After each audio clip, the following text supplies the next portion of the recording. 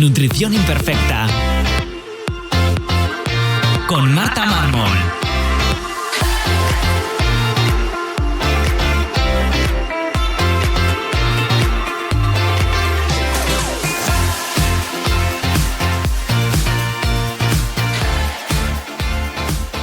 Bienvenidos a Nutrición Imperfecta, un lugar para aprender a cuidarte y empezar a ver la nutrición como una aliada que te ayudará a encontrarte mejor y a volver a disfrutar de la comida como antes. Creo que la salud tiene que ser integrativa, donde la alimentación y la salud intestinal tienen un papel fundamental en tu bienestar físico y emocional. Por eso en este podcast hablaremos de cómo mejorar tu salud yendo siempre a la raíz del problema, sin parches que solo camuflan tus síntomas. Si quieres que te acompañe personalmente para mejorar tu salud, puedes escribirme en martamarmol.com o apuntarte a mi newsletter donde recibirás consejos y trucos para tu día a día. Bienvenidos a Nutrición Imperfecta, yo soy Marta Mármol y en el episodio de hoy voy a hablaros de síntomas digestivos muy en general, ahora os explicaré por qué.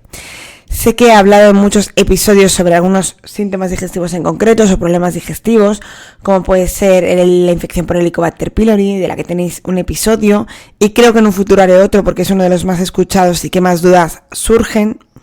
También tengo un episodio con Carlos González hablando sobre sobrecrecimiento bacteriano, pues los tipos que hay, cómo tratarlo, bueno, es bastante interesante, os dejaré todo esto en notas del programa, como siempre. También tengo otro episodio con María Puntí hablando de candidiasis y bueno, así ahora mismo no se me ocurren más, pero hablo mucho sobre salud intestinal. Y eso tiene un porqué, y es que como siempre os he contado, me he ido especializando en nutrición clínica y la nutrición clínica tiene como centro para mí, la salud en general tiene como centro el intestino.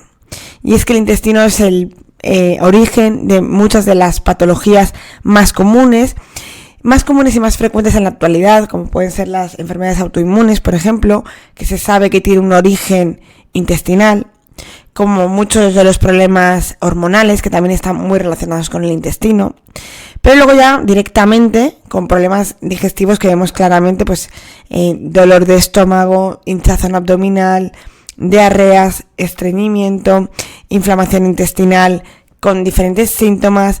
Incluso problemas en la piel están muy relacionados con intestino, migrañas, bueno, fibromialgias, bueno, muchísimos problemas que muchas veces, pues, por el tipo de salud que tenemos, dividimos la salud en trozos y, por supuesto, pues a quien le duele la cabeza y tiene una migraña, evidentemente lo primero que tiene que hacer es ir a un neurólogo, pero después cuando queremos abordar la migraña, cuando hemos descartado una causa mayor o algo en concreto, tenemos que abordarlo de forma general. Y muchas veces por ahí pasa ver cómo está la salud de nuestro intestino. Pero ya sin centrarnos en problemas externos que luego tienen relación con el intestino, hoy quiero centrarme más en los que son síntomas digestivos directamente, como los que os comentaba antes. Pues puede empezar desde algo en el estómago, acidez, reflujo, dolor en el estómago, una gastritis, una infección por Helicobacter, hinchazón abdominal, que cuando comamos se nos hincha la tripa y parece que estamos como embarazadas desde debajo del ombligo, o que se nos hinche la parte más inferior, que duela la tripa, que de repente tengamos cólicos y diarreas, heces muy pastosas, muchos gases, muchos pedos, malolientes, heces que flotan, estreñimiento, que muchas veces pues evidentemente la diarrea la vemos como más incómoda porque es verdad que muchas veces incapacita el día a día, personas que tienen que ir 8 veces al baño con urgencia, pues salir a la calle muchas veces se complica, y en cambio el estreñimiento pues a lo mejor no nos produce este problema, pero también es uno de los problemas digestivos, de hecho es de los más frecuentes y de los que hay que solucionar para poder solucionar muchas veces lo que hay detrás. Y quiero hablar de esto por varios motivos. El principal del que quiero hablar de esto hoy es por contaros que he creado un ebook en el que hablo de estos síntomas digestivos tan frecuentes y con la intención de explicaros y daros un poquito de luz, porque sé que los pacientes que sufrís alguno de estos síntomas, pues muchas veces es desesperante, vamos al digestivo y el digestivo no nos da una solución, nos hacen pruebas, nos dicen que está todo correcto y ahí se queda la cosa y no hay más. se convierte en una peregrinación de años de especialistas a especialistas que nos van derivando, épocas en las que estamos un poquito mejor, épocas en las que no, y es bastante frustrante. Y además, como está muy relacionado también con estrés, con estilo de vida, esta desesperación nos genera que a veces los síntomas se empeoren y que no avancemos, todo lo contrario.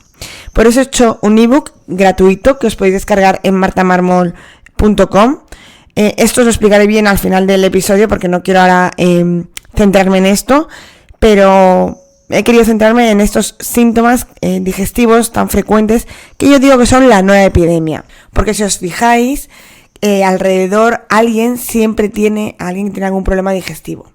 Muchas veces no nos damos cuenta porque es algo un poco tabú. No vas a contar de primeras ni en una comida con amigos pues que estás teniendo episodios de diarreas o que se te hincha la tripa, a veces también porque los normalizamos. Cuando no es algo muy incapacitante, pues por ejemplo se nos hincha la tripa, es algo que normalizamos. Incluso el dolor de estómago, ese dolor en la boca del estómago, la gente lo normaliza y deja de parecer un dolor. De hecho, yo muchas veces en consulta pregunto si hay dolor, entre todas las preguntas que hago, y muchos pacientes me dicen que no, y al tiempo me dicen, oye Marta, sí que tenía dolor, nada más que no me daba cuenta, ¿no? O incluso gente que me ha dicho que ellos pensaban que cada vez que se comía dolía la tripa, y que, bueno, pues siempre les ha dolido, pues ellos pensaban que a todo el mundo les dolía, y que cuando han descubierto que no, habéis sido como algo nuevo, ¿no? Porque claro, al final cada uno sabe lo que siente, pero no sabemos cómo lo sienten los demás. Entonces, a veces es complicado saber qué es lo normal y qué no. Y muchos de estos dolores, que no son tan incapacitantes, los terminamos normalizando. Lo que tiene que quedar claro es que siempre que hay un problema digestivo, aunque sea algo que no nos incapacite, como ya os digo, como puede ser una hinchazón de tripa, nos está indicando que hay algo que no está funcionando correctamente y debemos atenderlo. Como os decía, el ebook que he realizado es para dar un poquito de luz, para que entendáis cuáles son los problemas digestivos más comunes, a qué se deben, incluso ya metiéndonos en patologías, infecciones, qué pruebas se deben realizar y cómo se debe tratar. Muy general, porque evidentemente esto es súper personalizado, no hay dos pacientes iguales, pero sí que es verdad que, bueno, pues empezar a guiarnos, empezar a entender y poder relacionar nuestros síntomas con algo en concreto nos puede guiar un poco. Como os decía, siempre digo que los problemas digestivos son la nueva epidemia. Y esto, bueno, hay quien dice que simplemente es un tema tabú y que antes no se hablaba, pero no estoy de acuerdo. Creo que los problemas de salud intestinal están en un gran aumento. Como os decía antes, buscad a vuestro alrededor o preguntad, soltad esto en una comida y de repente os aparecerán muchísimas personas con esos problemas digestivos. De hecho, a mí me ocurre en ambientes que no son laborales, de gente de conocidos, que digo pues que me dedico a esto y de repente pues aparecen 4 con esos problemas. De hecho, cuando yo empecé, lo que hice fue coger a todos mis amigos que tenía alrededor, que conocía a unos cuantos con problemas digestivos, y utilizarles un poquito de conejillo de indias, ¿no? Para empezar yo a soltarme. Y así fue como empecé a tener pues un poquito de confianza para poder empezar a tratar a mis primeros pacientes. Pero es que hice una lista de amigos que tenían problemas digestivos, o sea que no es algo puntual. Las razones por las que yo creo que esto va en aumento es, por supuesto, pues un cambio en estilo de vida, ese aumento de consumo de productos en vez de alimentos. Cada vez comemos más productos sin darnos cuenta y nuestra alimentación debería basarse en materias primas, en alimentos. Pero ya dentro de los alimentos, además, dando un pasito más, se debería basar en alimentos de calidad. No va a ser lo mismo, pues, como siempre os pongo el ejemplo de los huevos, un huevo de una gallina que haya estado encerrada y criada pues en jaulas con luz artificial para que aumenten la producción de huevos, a una gallina campera en el suelo con pienso de calidad. Aunque el huevo lo veamos igual, la calidad de los nutrientes y todo lo que tiene el huevo va a ser completamente distinto. Y así ocurrirá con la carne, con el pescado, pues en general con las verduras, con todo. Entonces ya, elegir alimentos de calidad. Es cierto que mucha gente estará pensando, sí, ya, bueno, pero es que esto es más caro. Sí, evidentemente sí. Y es que nos hemos acostumbrado a comer muy barato. Más que esto sea caro, es que esto tiene un precio que es acorde a una producción decente, tanto con el medio ambiente como con la calidad que merecemos. Pero además que estamos acostumbrados, pues eso, a comer de forma muy barata. Cuando yo recomiendo panes a mis pacientes de calidad, a lo mejor la hogaza cuesta 5 o 6 euros y me dicen, ¡qué caro! Es que nos hemos acostumbrado a que la barra de pan cueste 50 céntimos. Y eso es lo que no es normal, ¿no? Eso es muy barato, no es el precio habitual. Otra de las razones que yo achaco este aumento de problemas digestivos es el aumento de consumos de alimentos que inflaman, que viene un poco relacionado al anterior, a ese consumo de productos más que de alimentos, que no solo. Pero bueno, pues alimentos que inflaman, ahora vemos cuáles, pero la inflamación está relacionada directamente con muchísimos de los problemas de salud en general, pero además con problemas intestinales. Esta inflamación intestinal nos puede producir una hiperpermeabilidad intestinal que está relacionada, bueno, pues directamente con enfermedades autoinmunes, pero también con problemas, hinchazón, cansancio, es decir, bajar la inflamación, tener una alimentación antiinflamatoria que está como muy de moda, pero en realidad es una alimentación saludable que deberíamos tener todos, es fundamental. ¿Qué alimentos inflaman? Bueno, esto lo explico bien en el ebook, que como os digo os podéis descargar de forma gratuita, pero en general, pues harinas refinadas, azúcares, aceites vegetales, pues girasol, colza, palma, todos estos que normalmente, y digo normalmente porque cuando ha habido esta crisis de aceite, ¿no? De que pensábamos que nos quedábamos sin aceite, de repente el aceite de girasol ha desaparecido de las estanterías de los supermercados. Y yo pensaba que ya la mayoría de la gente no consumía este tipo de aceites, pero por lo visto sí. Pero es verdad que nadie tiene en su casa una garrafa de aceite de palma, ¿no? O de aceite de colza. Bueno, y en España menos el aceite de colza. Pero lo consumimos en muchos productos, pues ya sean en panes, en bollos, en tostadas, en muchísimos productos que se compran y vienen con estos aceites. Después también, ya puntualizando más, si fuésemos mucho más en detalle, en algunos pacientes a lo mejor es recomendable disminuir los lácteos de vaca, porque la vaca tiene una proteína que genera inflamación, o también reducir el gluten o eliminarlo en algunos casos, o reducir por lo menos el consumo de trigo. Yo, dependiendo del paciente, dependiendo el caso, o retiro gluten o por lo menos retiro trigo. El trigo tiene una cantidad de gluten muy alta, porque le hemos ido modificando para que tecnológicamente ese gluten que nos aporta esponjosidad, elasticidad, ese pan tan esponjoso y tan crujiente, gran parte de eso nos lo aporta el gluten. Por eso cuando consumimos algún pan sin gluten, por ejemplo algún pan de trigo sarraceno, es mucho más denso, mucho más mazacote. Y esto ocurre pues porque no tiene gluten. De hecho se le echan algunas otras cosas para conseguir un poquito más esa esponjosidad. Y que a veces están más logrados, pero es verdad que se nota. Directamente un pan de centeno, por ejemplo, que tiene gluten, pero tiene mucha menos cantidad que un trigo, ya se nota esa menos esponjosidad, ese más mazacote, ¿no? Que os digo. Y de hecho a mucha gente es lo que no le gusta. Pero como os decía, consumimos una gran cantidad de trigo, no solo en el pan, pasta, pizza, o sea, consumimos una elevada cantidad y en muchos casos pues esto puede ser inflamatorio. Y si ya partimos de una base inflamatoria, de algún problema digestivo, va a ser recomendable seguramente reducir su consumo y en algunos casos, de forma puntual, y muchas veces hay que hacer una prueba de celiaquía previo para poder descartar si se sospecha de celiaquía, retirar el gluten. Y por supuesto, una vez que ya tenemos que la base de nuestra alimentación son alimentos de calidad, tenemos que encontrar un equilibrio, porque tenemos que pensar que todo lo que nosotros comemos da de comer a nuestras bacterias intestinales, que como ahora veremos son fundamentales, sobre todo en estos problemas digestivos. Sobre la microbiota intestinal podría hacer un podcast solo, o sea, un podcast con todos sus episodios, porque es muy interesante, cada vez se saben más cosas, sabemos cada vez más la importancia que tiene nuestra salud general, pero es verdad que aún sabemos muy poco en comparación a lo que vamos a ir sabiendo a lo largo de estos años.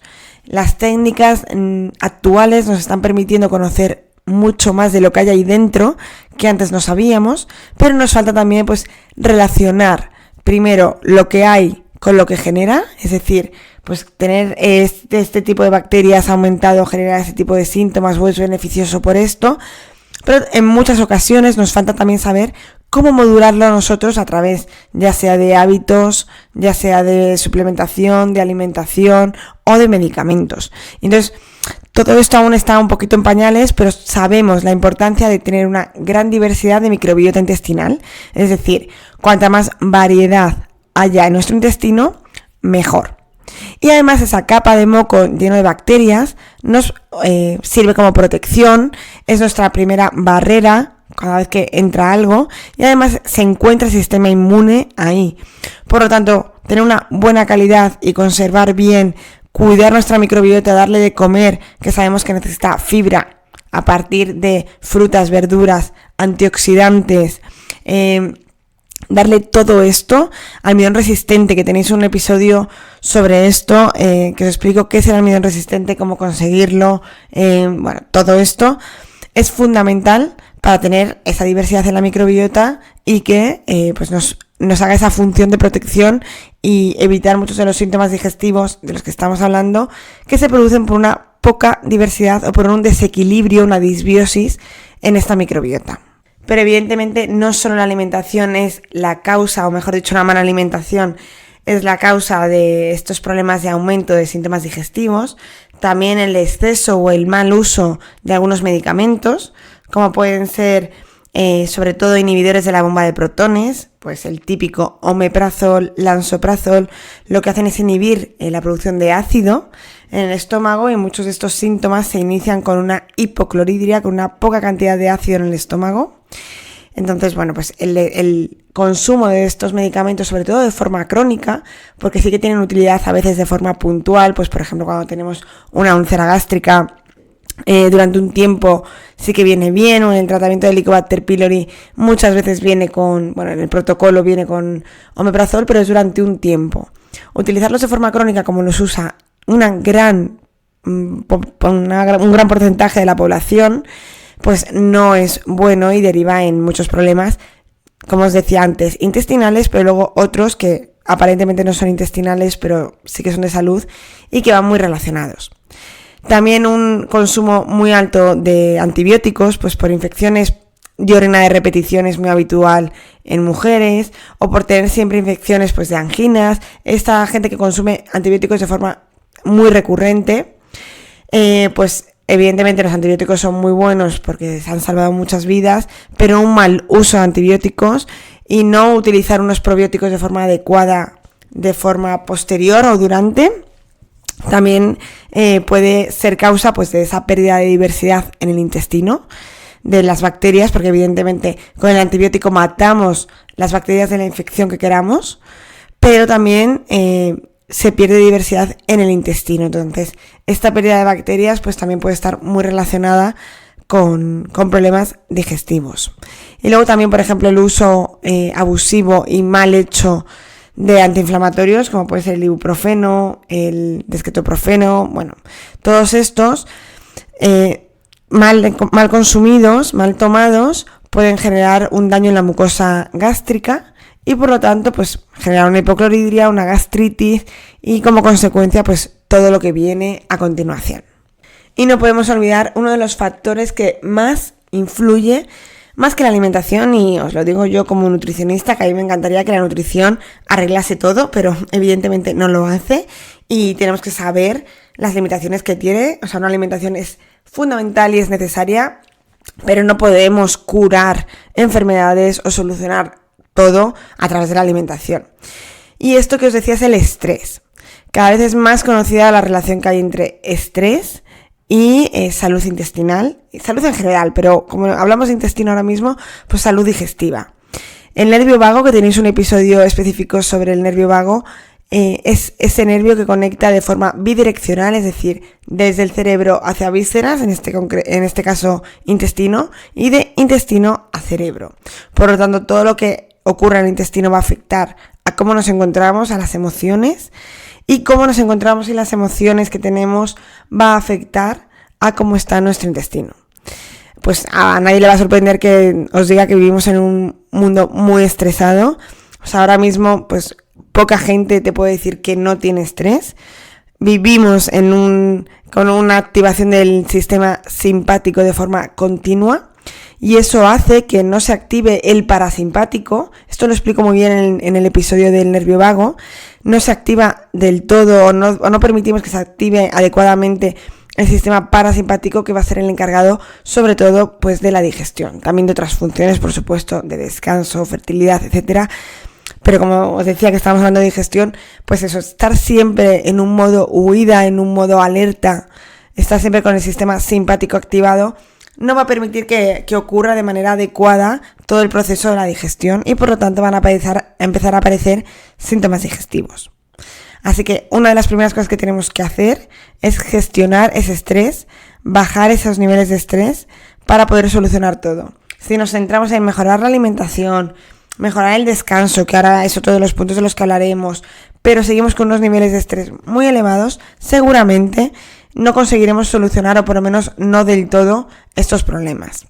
Como acabo de mencionar, otro de los grandes problemas o factores es el mal descanso, que está muy relacionado con los problemas de estrés y también directamente relacionado con los problemas de síntomas digestivos.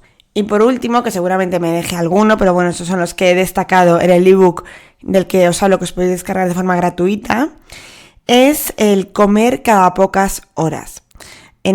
Hace poco hice un episodio sobre el complejo motor migratorio en el que os hablo de esto. Y es que nos hemos acostumbrado o hemos escuchado y hemos repetido como papagayos que hay que comer 5 veces al día. Y esto no es verdad. De hecho, espaciar comidas nos va a venir muy bien para hacer esas limpiezas del sistema digestivo, ese complejo motor migratorio que son los barrenderos del intestino, hagan la limpieza adecuadamente, eliminen esos restos de comida que se van quedando, esas bacterias que han sobrecrecido de forma fisiológica para hacer la digestión, que se vayan limpiando bien. Y pues eviten estos, pues al final a la larga, pues un problema de sobrecrecimiento bacteriano, por ejemplo, es lo más habitual, de una disbiosis en el intestino grueso. Cualquiera de estas cosas, espaciando comidas nos va a venir muy bien. Pero además, bueno, esto es aparte, espaciar comidas, ser capaces de espaciar comidas nos va a indicar que tenemos una mejor relación con la insulina, una mejor tolerancia de azúcares y que pues esa buena gestión de la insulina nos permite estar saciados durante más tiempo. En el episodio de hoy no quiero dar más, no quiero contaros más, quería, bueno, sobre todo, pues focalizar un poco por qué creo yo, cuáles son los factores de que estos problemas digestivos sean cada vez más habituales, sean, como yo digo, la nueva epidemia. Pero en el ebook lo que he querido recoger es todo esto, pero luego también os explico bien cuál es la relación entre el nervio vago del que os hablaba antes y los problemas digestivos, cuál es y cómo funciona el complejo motor migratorio. Os hablo bien de la microbiota, os hablo sobre todo de las pruebas complementarias que se pueden hacer cuando sospechamos de cada una de estos síntomas o que podemos hacer. Sobre todo es para, como os decía antes, daros un poquito de luz y guiaros. Aunque como siempre os recomiendo que os pongáis en manos de un profesional que sepa y os ayude y os dé la mano, porque es un mundo bastante complicado, muy complejo, que como os digo es muy nuevo y estamos, pues todos los profesionales que nos dedicamos a esto debemos y estamos en continua formación. De hecho, bueno, podéis hablarlo con cualquiera de mis compañeros, creo que nos gastamos una barbaridad de dinero en estar formados de forma continua, porque esto es muy innovador, cada vez se van sabiendo más cosas y se va aprendiendo y vamos aprendiendo nosotros también al tratar a cada paciente. Yo aprendo una barbaridad. Luego además en este ebook también he querido destacar aquellas enfermedades o patologías o como lo queráis llamar más características, o sea más típicas, más que más características, más habituales, y de cada una de ellas os explico qué es, cuáles son los síntomas más habituales, qué pruebas complementarias se pueden realizar para pues diagnosticarlo o detectarlo, cuál es el tratamiento más habitual y algún consejo que os dé respecto a cada una de estas patologías, que os las puedo decir, que he puesto y he destacado el Helicobacter pylori, que es una infección bacteriana que ocurre en el estómago, tenéis un episodio sobre esto, la gastritis, que es una inflamación de la mucosa gástrica muy habitual. Pues hay muchos tipos, gastritis crónica, es lo más habitual que me encuentro, pero hay gastritis atrófica, antral, bueno, hay muchísimos tipos y nombres clínicos, pero bueno, al final en lo práctico es una inflamación de la mucosa. La hipocloridria, que no es una enfermedad como tal en sí misma, sino que es una de las causas, os lo he dicho antes, esa poca cantidad de ácido en el estómago, que puede ser causada, pues por ejemplo, por tomar estos inhibidores de la bomba de protones, y suele ser, pues eso, la causante de pues muchos problemas como el sobrecrecimiento, como una cándida, como una disbiosis, ¿vale? Después también os hablo de esto, del sobrecrecimiento bacteriano, que es, y bueno, pues cómo se trata, intolerancia a la fructosa y al sorbitol, que normalmente son una consecuencia de este sobrecrecimiento bacteriano. También os hablo de la candidiasis y de la parasitosis, cuando tenemos una infección por parásitos, ¿vale? Luego, aunque no es una patología, sí que lo he puesto pues para que entendamos qué es, que es el síndrome de intestino irritable, que al final es un conjunto de síntomas difusos que no sabemos exactamente lo que es, y a día de hoy, aunque ya se sabe que esto como tal no existe, que es pues algo que no estamos diagnosticando bien, se sigue diagnosticando día a día en el médico. Pero bueno, ya sabemos desde hace tiempo que no existe como tal el síndrome de intestino irritable, pero lo he querido poner sobre todo pues, para que lo entendáis. Y luego ya me centro en enfermedades inflamatorias intestinales, como puede ser la enfermedad de Crohn, de colitis ulcerosa, ¿vale? Que son las más habituales. Y por último, pero no menos importante, ¿qué le ocurre desde las más frecuentes? El estreñimiento. Que más adelante os contaré porque tengo en mente hacer algo sobre estreñimiento más en profundidad, pero de momento no. Todo esto es bastante completo. Es de lo que trata el ebook que os podéis descargar en martamarmol.com, y de esta manera os suscribís también a la newsletter para poder recibir pues todas aquellas novedades y cosas que os voy contando en mi newsletter, ¿vale? Entonces, bueno, os dejaré todo de lo que he hablado, que son muchísimos episodios del podcast que a lo mejor ya los habéis escuchado, pero para que los tengáis ahí a mano. Y os dejaré todo en martamarmol.com para que lo podáis descargar y para que podáis echarle un ojo y ojalá os sirva y os sea útil. Es verdad que no doy la solución a nada, pero sí que doy ese primer paso que muchas veces es el más difícil de dar, de encontrar por dónde tirar. Así que espero que os resulte útil, más que os haya resultado, que os resulte en un futuro útil este ebook, y que como siempre estoy abierta a sugerencias, a que me preguntéis dudas, a que me recomendéis temas para hablar en el podcast que os resulten interesantes. Y como siempre, si crees que esto le puede resultar útil a alguien, puedes compartirlo o apoyarme en cualquiera de las plataformas dándole a me gusta, dando valoración, compartiendo en tus redes sociales. Y esto me ayudará a llegar a más gente y que pueda seguir creando este contenido que a mí me gusta tanto. Así que nos escuchamos en el siguiente episodio aquí, en Nutrición Imperfecta.